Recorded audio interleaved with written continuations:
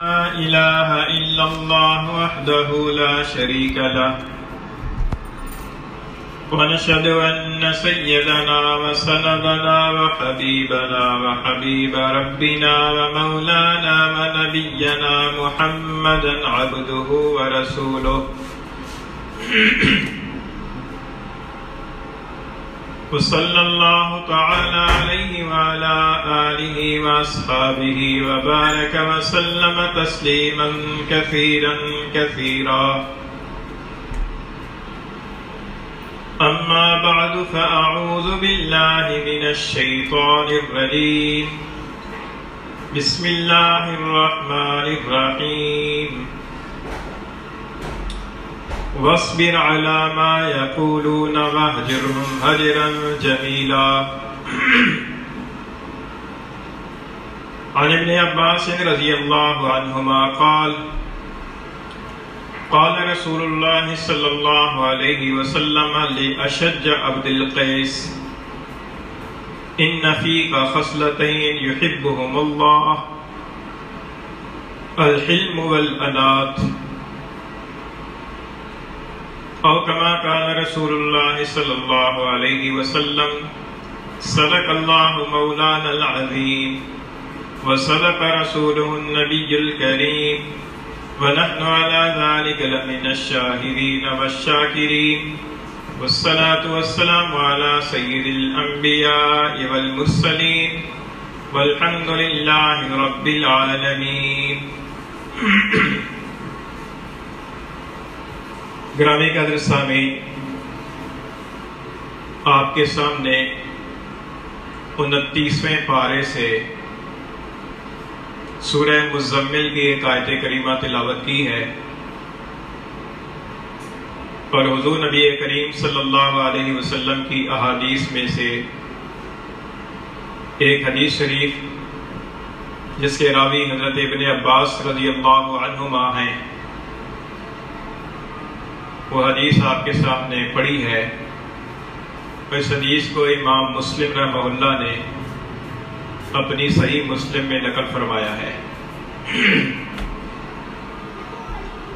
سورہ مزمل اگرچہ 29ویں پارے میں ہے، لیکن یہ بالکل ابتدائی نازل ہونے والی سورتوں میں ہے، اور شاید پہلی وحی جو غار حرا کے اندر نازل ہوئی، اقرأ بسم ربک الذی خلق،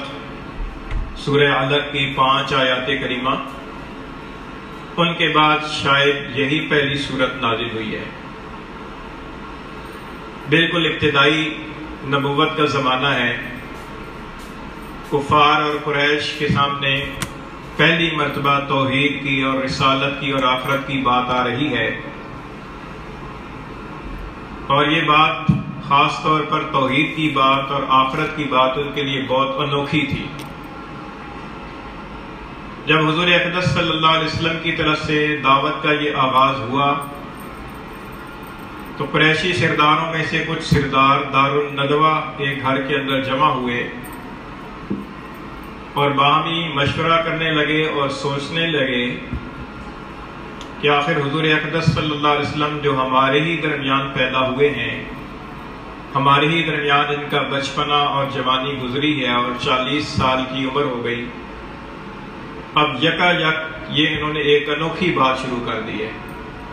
اس کی کیا وجہ ہو سکتی ہے؟ یہ بات تو دل و دماغ ماننے کے لیے تیار نہیں تھے کہ حضور صلی اللہ علیہ وسلم واقعی اللہ کے نبی ہیں اور یہ واقعی وحی اور اللہ کا کلام ہے.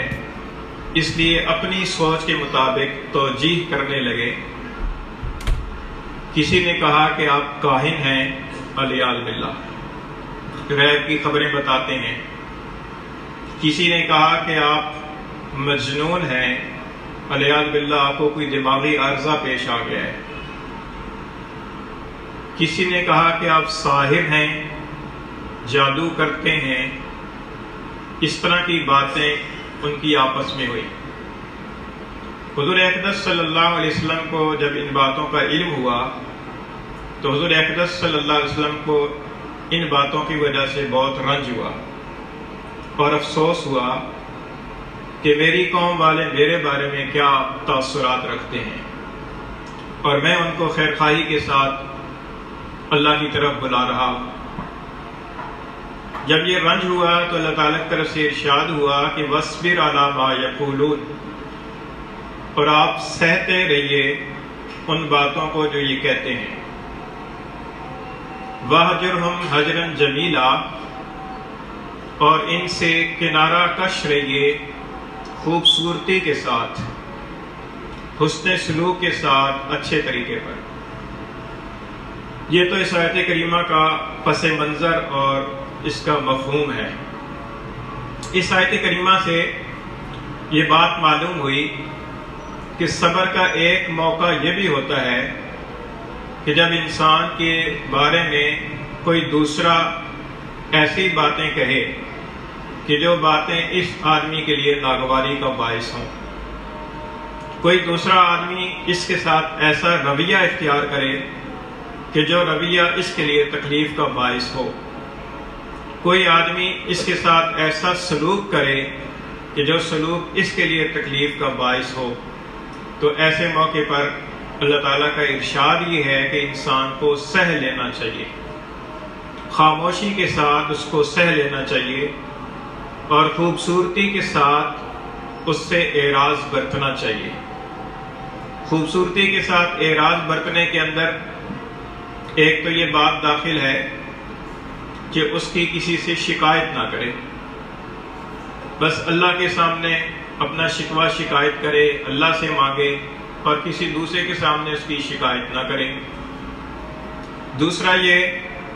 کہ اس سے بدلہ لینے کی فکر میں نہ رہے، یہ سوچ اپنے ذہن سے نکال دے کہ مجھے موقع ملے گا تو میں اس سے بدلہ لوں گا، مجھے موقع ملے گا تو میں اسے سبق سکھاؤں گا، یہ سوچ اور یہ ارادہ دل سے نکال دے۔ تیسرا یہ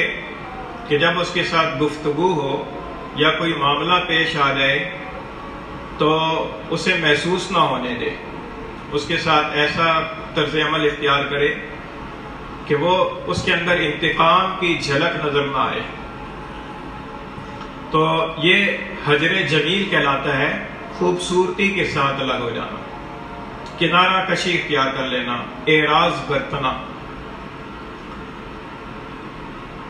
آج کل ہمارے ماحول کے اندر جو خرابیاں پنپ رہی ہیں، ان کے اندر ایک خرابی انتقامی جذبے کی ہے، ایک خرابی اپنے خلاف بات سن کر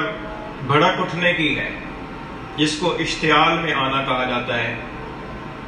اللہ رب العزت نے ارشاد فرمایا کہ وَاصْبِرْ عَلَىٰ مَا يَقُولُونَ، کہ جو لوگ تمہارے بارے میں ایسی نازیبا باتیں کہتے ہیں یا نازیبا رویہ اور طرز عمل اختیار کرتے ہیں،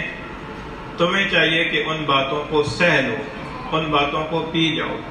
وَاصْبِرْ عَلَىٰ مَا يَقُولُونَ وَاهْجُرْهُمْ هَجْرًا جَمِيلًا، اور ان سے خوبصورتی کے ساتھ اعراض کا رویہ اختیار کرو۔ حدیث شریف جو آپ کے سامنے پڑھی ہے، مسلم شریف کی حدیث ہے۔ حضرت ابن عباس رضی اللہ تعالیٰ عنہما سے روایت ہے، آپ فرماتے ہیں کہ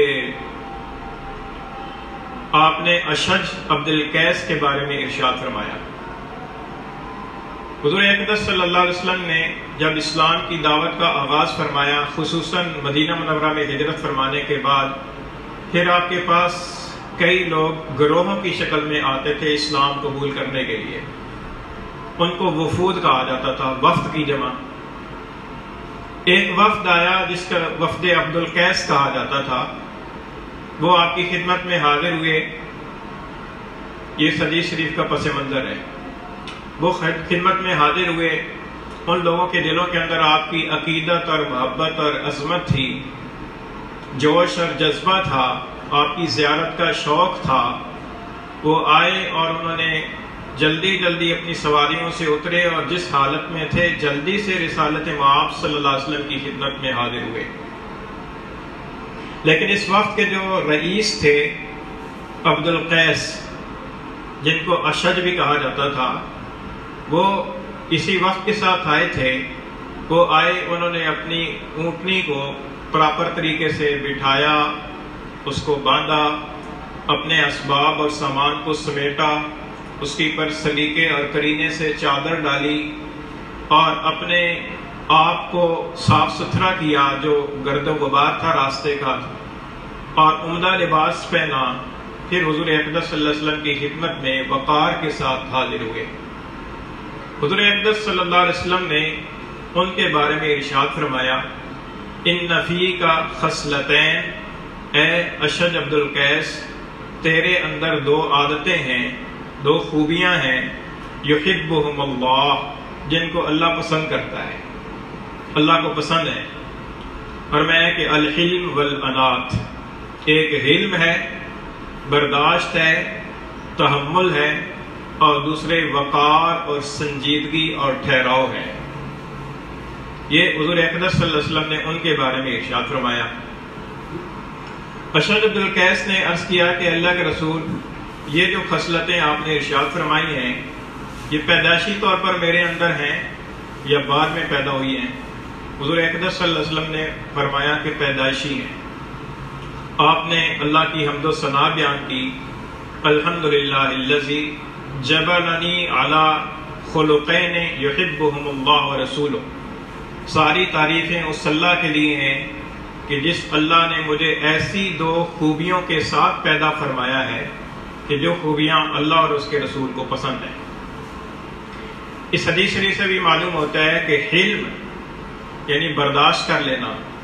دوسرے کی بات کو سہ جانا، اور وقار اور سنجیدگی اختیار کرنا، یہ اللہ اور اللہ کے رسول کو پسند ہے۔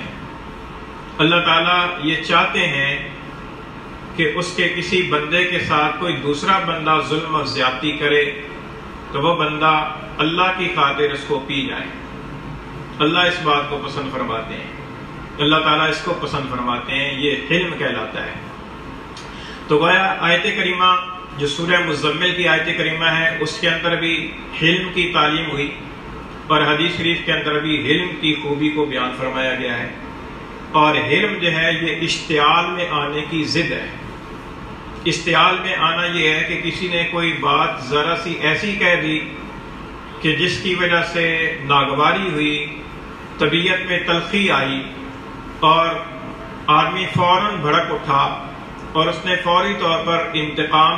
لیتے ہوئے انتقام کے بدلے سے اور بدنیت سے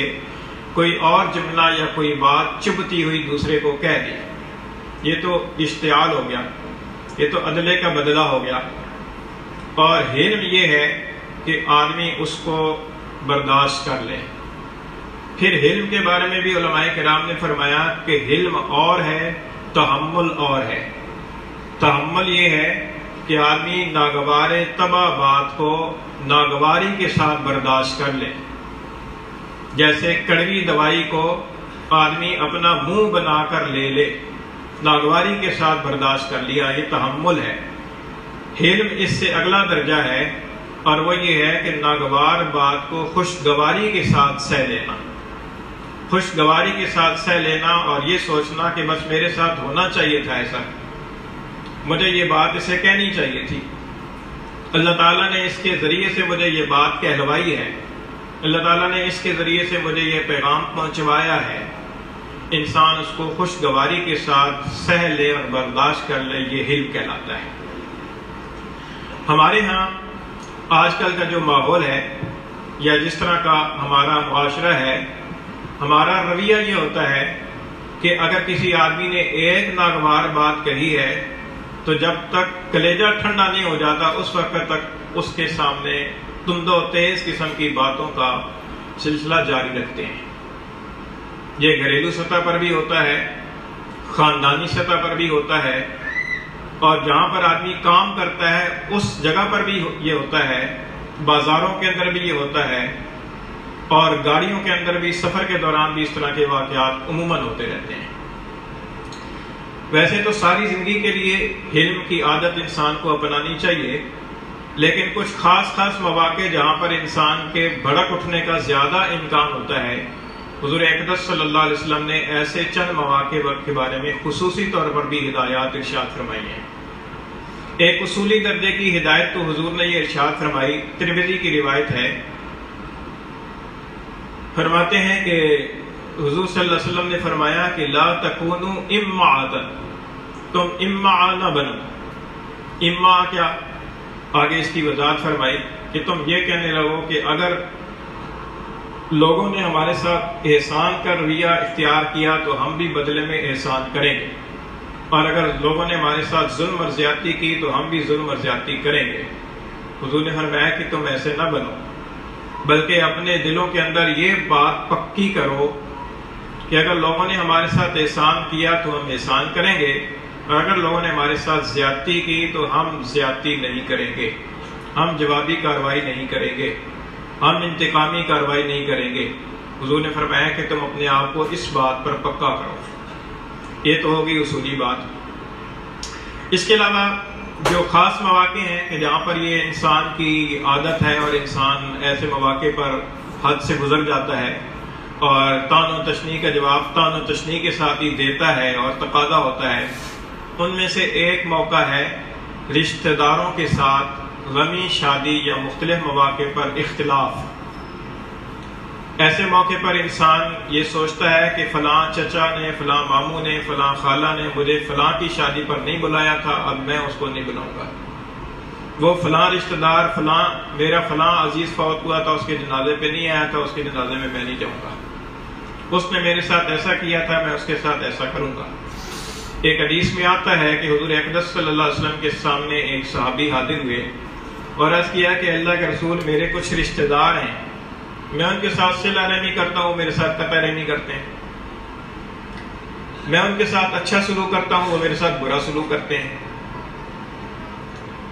میں حلم کرتا ہوں، ان کی ناگوار باتوں کو سہتا ہوں، وہ اور بدتمیزی پر اتر آتے ہیں۔ حضور اقدس صلی اللہ علیہ وسلم نے ارشاد فرمایا کہ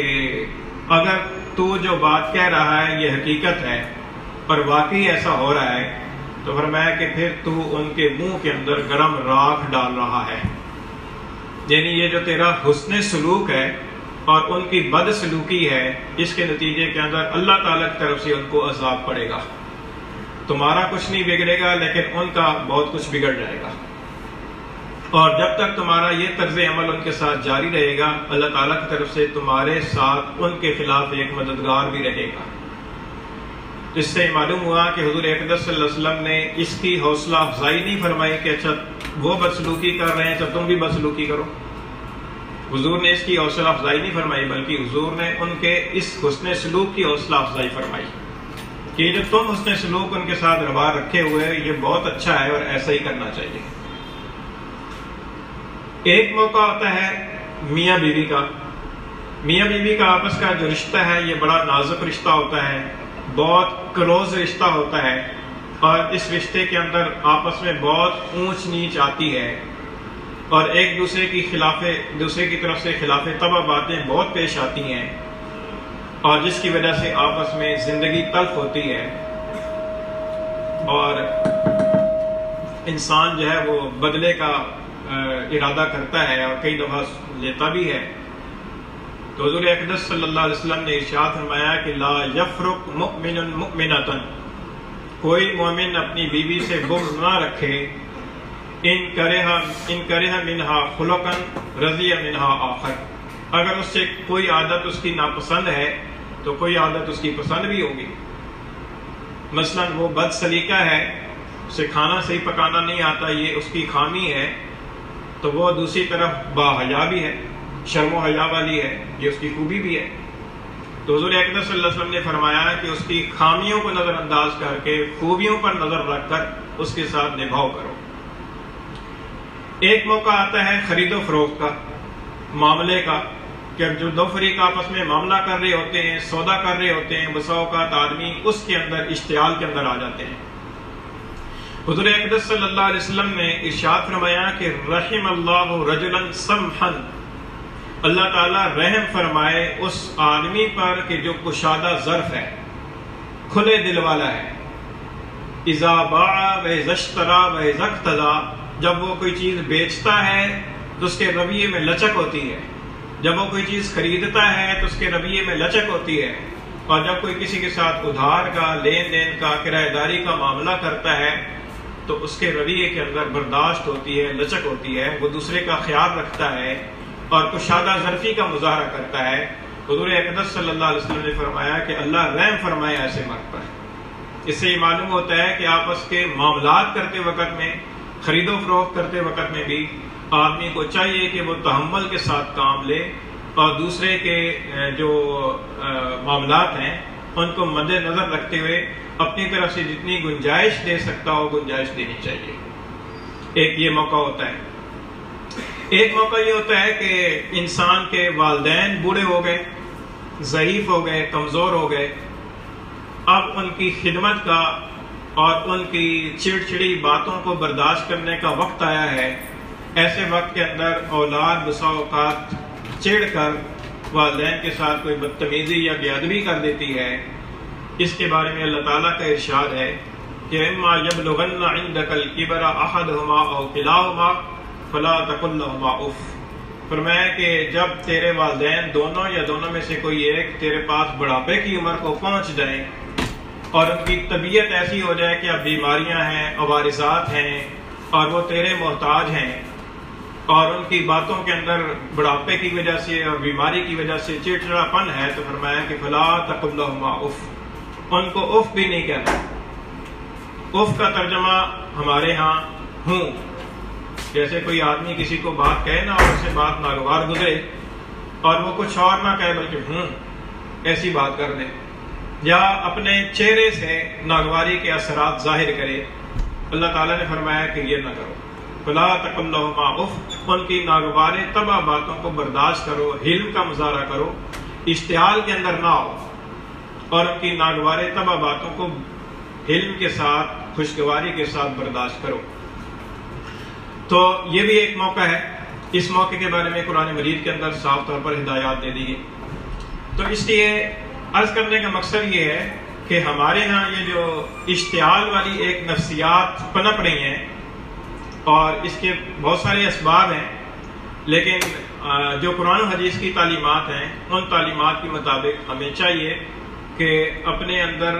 تحمل اور برداشت کا جذبہ اور اس کوالٹی کو پیدا کرنے کی کوشش کریں جتنا زیادہ ہو سکے، کیونکہ لکھا ہے کتابوں کے اندر کہ آدمی کی خوبیوں میں سے ایک خوبی یہ ہے کہ وہ اپنے خلاف بات کو سننے کا ظرف رکھتا ہو۔ اس کے خلاف بات کہی جائے، اس کی مخالفت والی بات کہی جائے، اس کے منہ پر کہی جائے،